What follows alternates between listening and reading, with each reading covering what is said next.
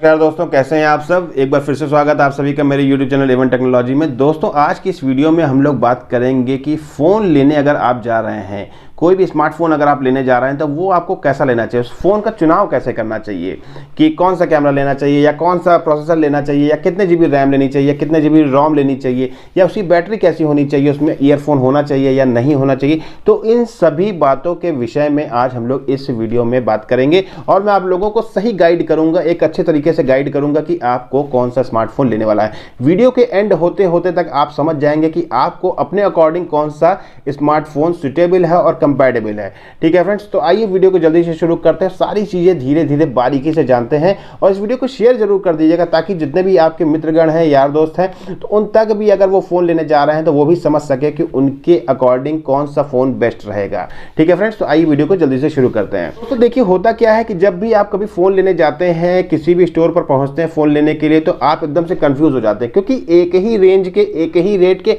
इतने सारे वेरिएंट्स हैं, इतने सारे मॉडल्स हैं, इतने सारे कलर्स हैं और इतने सारी वैरायटी है कि आप एकदम कंफ्यूज हो जाते हैं कि कौन सा फ़ोन आप लें, कौन सा ना लें। अगर आप घर से रिजिड होकर के निकले हैं, सपोज दैट कि आपको सैमसंग का फ़ोन लेना है ये वाला, बट आप स्टोर पर जब आप पहुंचते हैं तो आपको इतनी सारी वैरायटी दिखा दी जाती है कि आप खुद ब खुद कंफ्यूज हो जाते हैं कि यार मैं आया तो था 8,000 रुपये का फ़ोन लेने के लिए, लेकिन अब मैं घर लेकर के जा रहा हूँ 12,000 रुपये का फ़ोन। तो ये उनकी एक मतलब समझ लीजिए कि सेलिंग स्किल होती है कि कितना अच्छे से वो आपको कन्विंस कर ले रहे हैं, कितना अच्छे से वो आप लोगों को मोटिवेट कर ले रहे हैं कि आप उनसे 8,000 फ़ोन के बदले 12,000 रुपये दे करके जा रहे हैं। लेकिन अगर आपको लगता है कि आपके बजट में वो फ़ोन नहीं आ रहा है तो वो आपको नहीं लेना चाहिए। तो दोस्तों मैं आपको सबसे पहला पॉइंट जो बताना चाह रहा हूं वो ये है कि अगर जब भी आप अपने घर से फ़ोन लेने के लिए निकलें तो आप सबसे पहले बजट का डिसीजन जरूर कर लें कि आपके पॉकेट में कितने पैसे हैं, आपका पॉकेट कितना अलाउ करता है कि आपको इतने रुपए तक का फ़ोन अफोर्ड करना चाहिए। ठीक है दोस्तों, क्योंकि जब तक अगर आप अपने बजट को नहीं ध्यान में रखेंगे, अपने पॉकेट को अगर ध्यान में नहीं रखेंगे तो कोई भी आकर के आपको डॉस कर सकता है, आपको बेवकूफ़ बना सकता है, मूर्ख बना सकता है कि आप ये फ़ोन ना लेकर के ये फ़ोन ले लीजिए, ये कंपनी ना लेकर के ये कंपनी ले लीजिए। तो उस चीज़ पर पहले आप फोकस करिए कि आपका बजट क्या है। आपका जब बजट डिसाइड हो जाएगा तब आप एक अच्छा फ़ोन खरीद सकते हैं। तो जो इसका दूसरा पॉइंट है वो आता है फीचर्स की।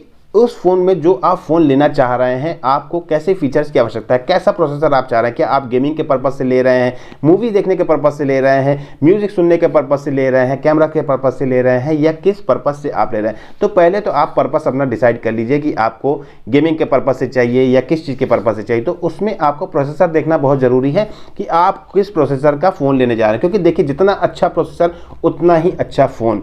तो आप अपनी पॉकेट के हिसाब से देखिए कि जैसे आप 10,000 रुपये का मान लीजिए फ़ोन आपने डिसाइड किया कि मुझे 10,000 रुपये का फ़ोन खरीदना है, तो सबसे पहले आप थोड़ा सा सर्वे कर लीजिए कि 10,000 रुपये के रेंज में कौन कौन से फ़ोन आ रहे हैं। और जितने मान लीजिए कि 4 फोन्स निकल करके आए कि 10,000 रुपये में ब्ला ब्ला करके 4 फोन्स निकल करके आए कि भाई सैमसंग का है, नोकिया का है, मोटरोला का है और आईफोन है। तो अगर मान लीजिए कि ये 4 फोन्स हैं तो उन चारों फोन्स में से आप देख लीजिए किसका प्रोसेसर बेस्ट है। जिसका प्रोसेसर अच्छा हो वही फ़ोन आप परचेज करिए। ठीक है दोस्तों, अब जो थर्ड पॉइंट इसमें निकल करके आता है वो ये है कि जब भी आप फ़ोन लेने जाएँ तो आप फ़ोन की बैटरी को जरूर ध्यान में रखें, क्योंकि देखिए 3,000 mAh की बैटरी, 4,000 mAh की बैटरी, 5,000 mAh की बैटरी, यानी कि 6,000 mAh तक की बैटरी आजकल फोन्स में आ रही है। यानी कि वो फ़ोन कम हो गया है, पावर बैंक ज़्यादा हो गया है। तो आप जितनी लंबी बैटरी लेते हैं, जितनी ड्यूरेबल बैटरी लेते हैं, उतना ही अच्छा फ़ोन आपका काम करेगा, प्रोसेस में रहेगा, बहुत अच्छा काम करेगा। ठीक है, क्योंकि अगर आप कम बैटरी वाला फ़ोन ले रहे हैं, कम mAh की बैटरी वाला फ़ोन ले रहे हैं, वो मिल तो जाएगा आपको सस्ते में, लेकिन वो आपके फ़ोन की लाइफ को भी कम ही रखेगा। अगर जैसे मान लीजिए कि आपने 800 mAh की या 1,000 mAh की बैटरी का फ़ोन परचेज कर लिया तो वो फ़ोन की मतलब ड्यूरेबिलिटी भी ज़्यादा नहीं रहेगी ना। मतलब कि अगर जैसे फ़ोन एक दिन चलना है तो वो आधे दिन में ही बोल जाएगा। ठीक है दोस्तों, क्योंकि इतने सारे फीचर्स होते हैं, रेजोल्यूशन इतना ज़्यादा होता है, कितने सारे ऐप्स होते हैं जो बैकग्राउंड में वर्क करते रहते हैं, तो बैटरी आपकी कंटिन्यूअस काम करती रहती है। चाहे वो स्टैंड बाई पर भी अगर पड़ा हुआ है आपका फ़ोन, तब भी आपकी बैटरी कंटिन्यूअस काम करती रहती है। तो आपको बैटरी का जरूर ध्यान रखना है कि बैटरी आपकी 1 नंबर की होनी चाहिए, यानी कि ज़्यादा से ज़्यादा mAh की होनी चाहिए। और उस पर भी यही देखिए बात आती है कि अगर आपने बजट डिसाइड कर लिया है कि आपको 10,000 का फ़ोन लेना है या 15,000 का फ़ोन लेना है, तो उस रेंज में उस रेंज में जो भी हायर एमएच की बैटरी वाला फ़ोन हो वही फ़ोन आप परचेज करें। ये नहीं कि अगर आपको 10,000 रुपये में 4,000 की एमएच की बैटरी सपोज मिल रही है, आप डाइवर्ट हो जाए 12,000 वाले फ़ोन में कि 12,000 वाले फ़ोन में हमको 5,000 की एमएच की बैटरी मिल रही है। तो अगर आपकी पॉकेट अलाउ कर रही तब तो ठीक है, वेल एंड गुड है। अगर पॉकेट अलाउ नहीं कर रही तो अगर आप 10,000 का फ़ोन परचेज करने गए हैं तो उसी 10,000 की रेंज में आप देखिए कि किन किन फ़ोन्स में आपको हायर एमएच की बैटरी मिल रही है। जिस फ़ोन में भी आपको हायर एमएच की बैटरी मिल रही हो, आपके सारे कॉन्फ़िगरेशन सही बैठ रहे हो, फिटमेंट में बैठ रहे हो, वही फ़ोन आप परचेज करिए। ठीक है फ्रेंड्स। अब जो इसका चौथा पॉइंट निकल करके आता है कि अगर आप फ़ोन परचेज करने जा रहे हैं तो आपको किस पॉइंट पर ध्यान देना चाहिए, तो वो ये होता है कि आपकी स्क्रीन के बारे में मैं आप लोगों को बता दूं। जैसा कि आप सब सुनते हैं कि ये 6.5 इंच की स्क्रीन है, ये 5 इंच की स्क्रीन है, ये 4 इंच की स्क्रीन है, तो स्क्रीन कभी भी लेंथ में या विड्थ में नहीं नापी जाती है। स्क्रीन हमेशा डायगोनली नापी जाती है, तिरछे में नापी जाती है। ठीक है, 6.5 इंच जो बोला जाता है वो इस तरीके से बोला जाता है, कभी भी इस तरीके से या इस तरीके से नहीं बोला जाता है। ठीक है दोस्तों, ये चीज़ आप लोगों को क्लियर हो गई। अब मैं स्क्रीन के बारे में जिक्र इसलिए कर रहा हूँ कि देखिए कितने महंगे महंगे फ़ोन्स आते हैं। देखिए 10,000 का, 20,000 का, 50,000 का, 80,000 का, इतने महंगे महंगे फ़ोन्स आते हैं, लेकिन अगर उसकी स्क्रीन मजबूत नहीं है तो वो फ़ोन फिर किसी काम का नहीं है। एक बार फ़ोन अगर आपका झटके से गिर गया तो वो फ़ोन टूट जाएगा ज़मीन में गिर करके और आपके सारे पैसे डूब जाएंगे। फिर जितने का आपका फ़ोन नहीं है उससे ज़्यादा की आपको स्क्रीन लगवानी पड़ेगी। इसलिए स्क्रीन को भी आप लोगों को ध्यान में रखना है कि आप जो फ़ोन परचेस करने जा रहे हैं उसमें गोरिल्ला ग्लास लगा हुआ है या नहीं लगा हुआ है। क्योंकि गोरिल्ला ग्लास के बारे में मैं आप लोगों को बता दूं कि गोरिल्ला ग्लास क्या है। ये एक इस तरीके का, इस टाइप का ग्लास बनाया गया है कि अगर आपका फ़ोन हल्के से या बाय मिस्टेक कहीं गिर जाता है, झटका नहीं बहुत ज़्यादा लगता है, तो वो फ़ोन टूटेगा नहीं, चिटकेगा नहीं, उस पर किसी प्रकार के कोई रैशेज नहीं आएंगे, तो बच सकता है फ़ोन। इसमें फ़ोन बचने के चांसेस ज़्यादा होते हैं अगर आपके में फ़ोन में गोरिल्ला ग्लास नहीं लगा है उसकी अपेक्षा। ठीक है दोस्तों, तो आपको स्क्रीन को भी अपने ध्यान में रखना है कि आपके फ़ोन में स्क्रीन गोरिल्ला ग्लास की लगी हो। ठीक है, अब बढ़ते हैं 5वें पॉइंट की ओर। तो जो 5वां पॉइंट कहता है वो ये कहता है कि जब भी आप फ़ोन परचेस करने जाएँ, जिस भी रेंज में अगर आप फ़ोन परचेस करने जाएँ, उस रेंज में आप ये देख लें कि आपके स्मार्टफोन में कितनी रैम आपको मिल रही है। 2 GB की रैम मिल रही है, 4 GB की रैम मिल रही है, 6 GB की मिल रही है या 8 GB की मिल रही है। और मैं आप लोगों को एक चीज़ और क्लियर कर दे रहा हूँ, ये कई लोगों के मन में भ्रांतियाँ हैं, ये कन्फ्यूजन रहता है कि जितनी ज़्यादा रैम उतना अच्छा फ़ोन। रैम किस लिए होता है? रैम फ्रेंड्स इसलिए होता है कि आप अपने स्मार्टफोन में मल्टीटास्किंग कर सकें, मतलब कि एक साथ कई काम कर सकें, इसलिए रैम हायर रखी जाती, बढ़ाई जाती। लेकिन अगर आपका प्रोसेसर दमदार नहीं है, अगर आपका processor Snapdragon, Qualcomm Snapdragon, MediaTek या एक्सिनोस वगैरह नहीं है, तो आपकी रैम आप चाहे जितनी बढ़ा लीजिए, काम नहीं करेगा फ़ोन, उतना अच्छे से परफॉर्मेंस नहीं देगा। इसलिए रैम के साथ साथ प्रोसेसर भी आपका अच्छा होना चाहिए। पता चला प्रोसेसर तो डाउन है लेकिन आपकी रैम आपने 8 GB की ले ली, 8 GB के लिए कंपनियों ने 8 GB की रैम लगा करके दे दी और प्रोसेसर उसका डाउन है, तो आपका फ़ोन की परफॉर्मेंस डाउन हो जाएगी। ठीक है फ्रेंड्स, इसलिए आपको कोशिश ये करना है कि अकॉर्डिंग टू प्रोसेसर आपका रैम भी सही हो, यानी कि 2 GB का, 4 GB का रैम सफिशिएंट होता है। कोई ज़रूरी नहीं है 6 GB 8 GB के लिए, 2 GB 4 GB का रैम सफिशिएंट होता है। इसके साथ साथ आपको ये भी देखना है कि आपके फ़ोन में स्टोरेज कितना है।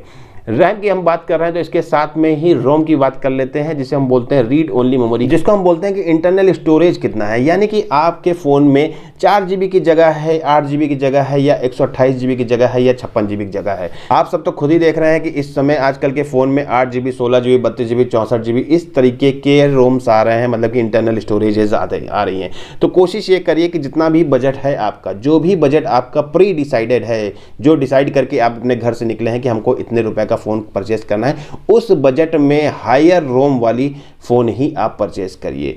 लोअर रोम वाला फ़ोन मत परचेस करिएगा, क्योंकि इतने एप्लीकेशंस, क्योंकि देखिए आज के समय ये है फ्रेंड्स कि एप्लीकेशंस पे लोग ज़्यादा डिपेंडेंट हैं।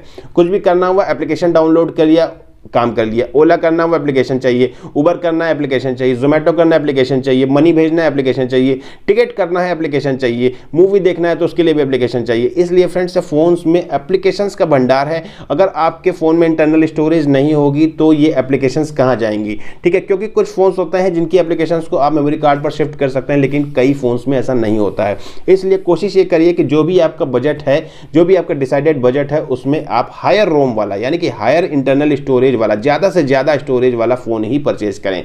चाहे वो हो सकता है 16 GB का, 32 GB का या 64 GB का, वो आप अपनी आवश्यकता अनुसार ही परचेज करें। ठीक है फ्रेंड्स, बात करते हैं छठे पॉइंट की। तो जो छठा पॉइंट निकल करके आता है वो ये है कि जब भी आप कोई फ़ोन परचेस करने जा रहे हैं, कोई भी स्मार्टफोन परचेस करने जा रहे हैं, तो विक्रेता जो होता है, जो सेलर होता है, वो आपको हमेशा कैमरा दिखाता है। जल्दी से झम से आपको तुरंत कहेगा कि कैमरा देख लीजिए कि देखिए कितनी अच्छी क्वालिटी है, ये है वो है, इतने मेगापिक्सल है, उतने मेगापिक्सल है। तो दोस्तों मैं आप लोगों को क्लियर कर देना चाहता हूं कि जो ये मेगापिक्सल्स लिखे रहते हैं 48 मेगापिक्सल, 64 मेगापिक्सल, 72 मेगापिक्सल, ये 5 मेगापिक्सल, 2 मेगापिक्सल, 4 मेगापिक्सल, 20 मेगापिक्सल, तो ये जितने भी मेगापिक्सल्स होते हैं इसका कैमरे से कोई भी सरोकार या मतलब नहीं होता है।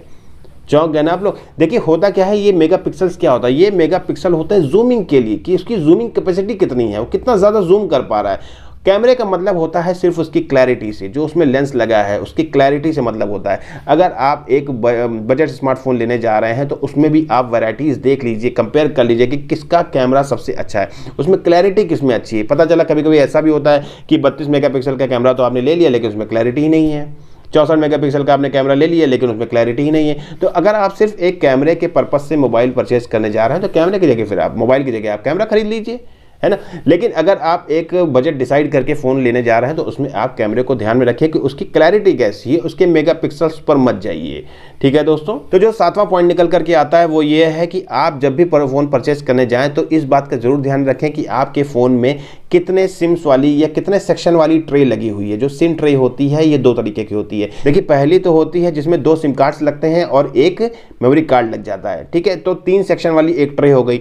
और दूसरी जो होती है वो 2 सेक्शन वाली खाली ट्रे होती है जिसे हम हाइब्रिड सिम ट्रे भी कहते हैं। उसमें क्या होता है कि उसमें या तो फिर आप 2 सिम कार्ड्स लगा लीजिए या फिर आप एक सिम कार्ड लगाइए और एक सिम कार्ड हटा करके एक मेमोरी कार्ड लगा लीजिए, ठीक है। तो उसमें क्या होगा, उस फोन में सिर्फ आप एक सिम कार्ड ही यूज कर सकते हैं, एक नंबर ही चला सकते हैं। अगर आप 2 नंबर चलाना चाहते हैं और एक मेमोरी कार्ड भी लगाना चाहते हैं उसके लिए आपको 3 सेक्शन वाली सिम ट्रे चाहिए होगी। तो इस बात का भी आप ध्यान रखें कि जो भी बजट आपने डिसाइड किया है क्या उस बजट में हाइब्रिड सिम ट्रे आपको मिल रही है या 3 सेक्शन वाली सिम ट्रे मिल रही है। तो ये भी आप अपने सेलर से पूछ सकते हैं, ठीक है फ्रेंड्स। अब बढ़ते हैं 8वें पॉइंट की ओर। तो 8वां पॉइंट निकल करके ये आ रहा है दोस्तों कि आजकल आप खुद ही समझ रहे हैं कि कितने ज्यादा साइबर क्राइम्स बढ़ गए हैं। लोग दोस्त यार बन करके आपके फोन का मिसयूज कर सकते हैं, कर लेते हैं, करते हैं। इसलिए आपको यह भी ध्यान में रखना है फोन परचेज करते समय कि आपके फोन में फिंगरप्रिंट स्कैनर या फेस लॉक जैसी कोई भी एक सुविधा तो जरूर हो, ठीक है, कि एक सुविधा जरूर होना चाहिए कि या तो उसमें फिंगरप्रिंट स्कैनर हो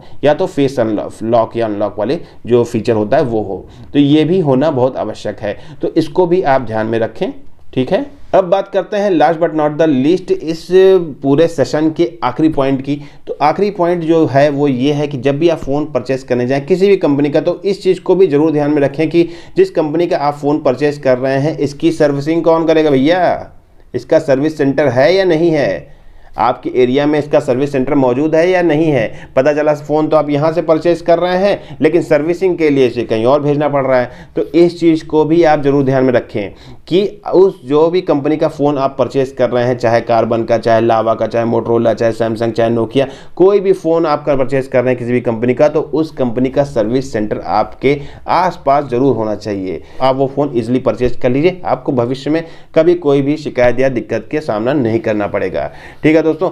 तो ये सारे पॉइंट्स थे जब आप एक फ़ोन परचेज करने जा रहे हैं। अगर इन सारे पॉइंट्स को आप अपने ध्यान में रखेंगे तो आप एक सक्सेसफुल, एक बहुत ही अच्छा फ़ोन आप परचेज करके अपने घर को ले आ सकते हैं। तो दोस्तों उम्मीद करता हूं कि वीडियो आप लोगों को पसंद आई होगी। इस वीडियो से आप लोगों को लाभ मिलेगा, मदद मिलेगी कि जब भी आप एक फ़ोन परचेज करने जा रहे हैं तो आपको किन किन बिंदुओं पर ध्यान रखना है, ठीक है दोस्तों। एक पॉइंट और छूट गया था, वो मैं आप लोगों को बता देता हूं कि जब भी आप फ़ोन परचेज करें तो उसके कलर को, जो उसका कलर होता है, रंग होता है फ़ोन का, उसको भी ध्यान में रखना चाहिए।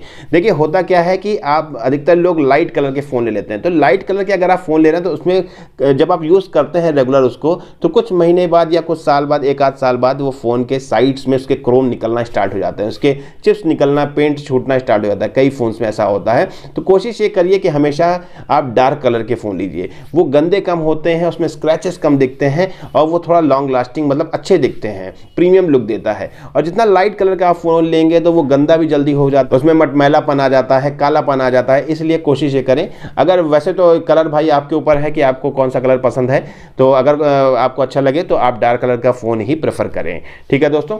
तो आज के लिए बस इतना ही। उम्मीद करता हूँ कि वीडियो आप लोगों को अच्छी लगी होगी। इस वीडियो को ज़्यादा से ज़्यादा शेयर जरूर कर दिएगा ताकि जितने भी लोग या जो भी आपके मित्रगण फ़ोन परचेज करने जा रहे हैं तो वो अपनी कन्फ्यूजन की समस्या से निजात पा सके, ठीक है फ्रेंड्स। तो जितने भी व्यूअर्स हमारे साथ नए जुड़ रहे हैं, चैनल को सब्सक्राइब जरूर कर लें और नीचे दिए गए बेल आइकन को भी प्रेस कर लें, क्योंकि मैं आप लोगों के लिए ऐसे ही इंटरेस्टिंग फैक्ट्स और वीडियोस लेकर के आता रहता हूं टेक्नोलॉजी से रिलेटेड। तो मिलते हैं नेक्स्ट वीडियो में नेक्स्ट टॉपिक के साथ, तब तक के लिए bye bye, take care, love you all, thank you.